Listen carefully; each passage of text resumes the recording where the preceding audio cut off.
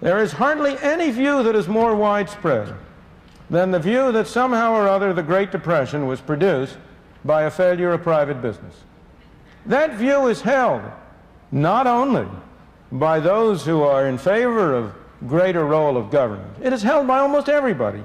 I venture to suggest that if you go to any bankers, the people who are here today at this banking conference, and if you talk to them, I venture to say 9 out of 10 of them, if they hadn't heard what I'm going to say,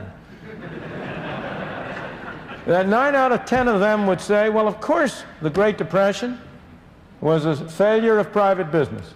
It was due to an overextension, over-speculation in the 1920s, or it was due to an excessive concentration of wealth in the hands of the wealthy at the expense of the poor in the 1920s, or it was due to speculative investment abroad, or whatnot. But it was a failure of private business, and government had to step in order to rescue private business from its own failure. Nothing could be farther from the truth. The Great Depression was produced, in my opinion, and I may say this is not a random opinion. I will be glad to refer you to a several hundred-page book in which it is documented. I won't tell you who the author is. Mr. Eccles did that. It was produced, the Great Depression was produced by a failure of government, by a failure of monetary policy.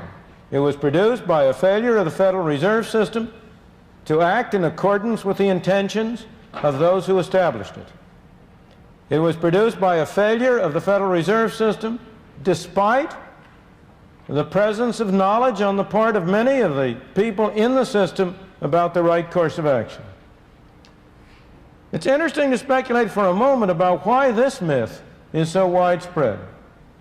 The answer is really very simple in this case. Private enterprise has no press agents. The free market has no press agents. The government has a great many press agents.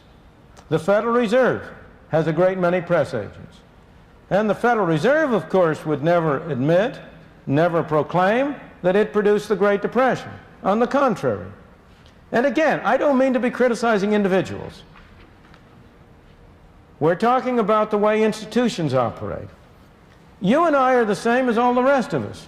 We're all the same. The hardest thing in the world is for anybody to admit that he made a mistake. If any one of us makes a mistake, we can always find somebody else to blame. And if you read, as I have for my sins had to read, the annual reports of the Federal Reserve System over a 50-year period, there's only one element of humor that lightens that task, and that is the cyclical fluctuation in the powers of the Federal Reserve. In a good year, when things are good, when the economy is booming, you will read that the Federal Reserve, by its wise policy, by its efficacious management of money, has produced this fine situation. However, let things get bad, and all of a sudden the tone of the annual report is different. Then you discover that despite the best efforts of the Federal Reserve, outside forces combine to produce difficulties. Even at the depth of the Depression in 1933, when, in the spring of that year, the Federal Reserve System, which had been established in order to prevent banking panics and keep banks from closing, when the Federal Reserve System itself closed its doors, and you had a banking holiday for 7 days, and when, over the previous 3 years, a third of the banks of this country closed their doors and went broke because, in my opinion, of the poor policy followed by the Federal Reserve System. Even in 1933, if you read the annual report, you will discover how much worse things would have been if the Federal Reserve hadn't behaved so well.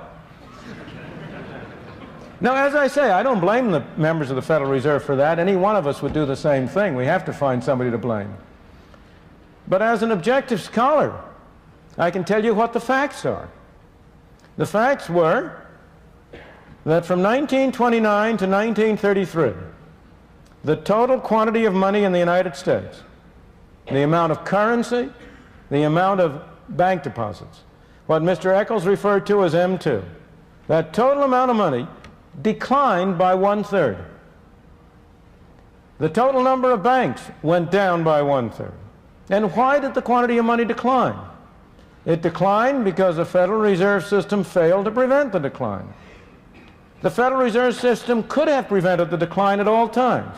There never was a moment during that period when the Federal Reserve did not have the power to prevent the decline in the quantity of money. If it had prevented the decline in the quantity of money, you might still have had a recession, but it would have been a garden variety recession. It would have been over in the middle of 1930 or early in 31 at the latest. It would not have been the major catastrophe, not only for this country but throughout the rest of the world.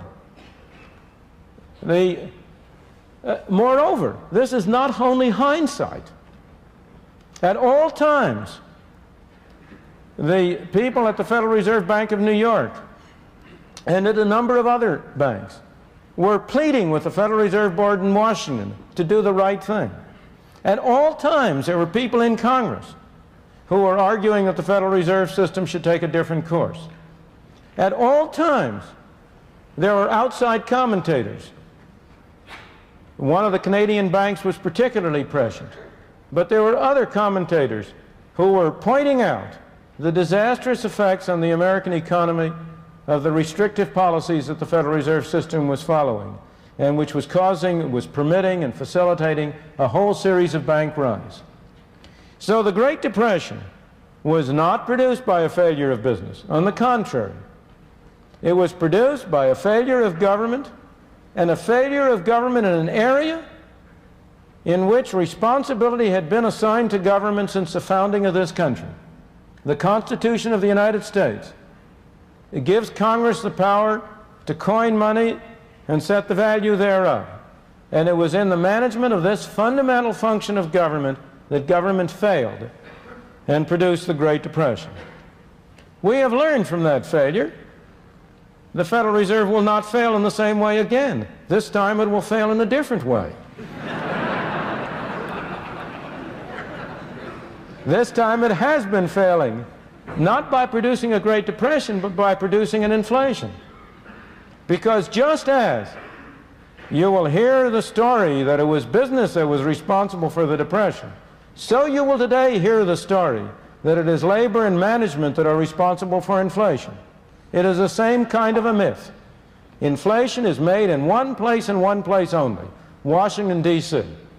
And in Washington, D.C., the chief source, immediate source of inflation is a Greek temple on Constitution Avenue, which houses the Federal Reserve Board.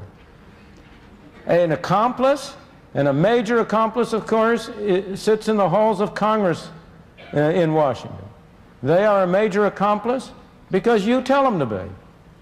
The American people have been telling Congress for many years, spend more money on us, please. But they've been telling us, don't raise our taxes. Congress has been listening. It's been spending more money on you. But on the other hand, it's been very unwilling to raise taxes. As a result, it has imposed inflation as a tax. That's one tax that you don't have to vote for, but you have to pay.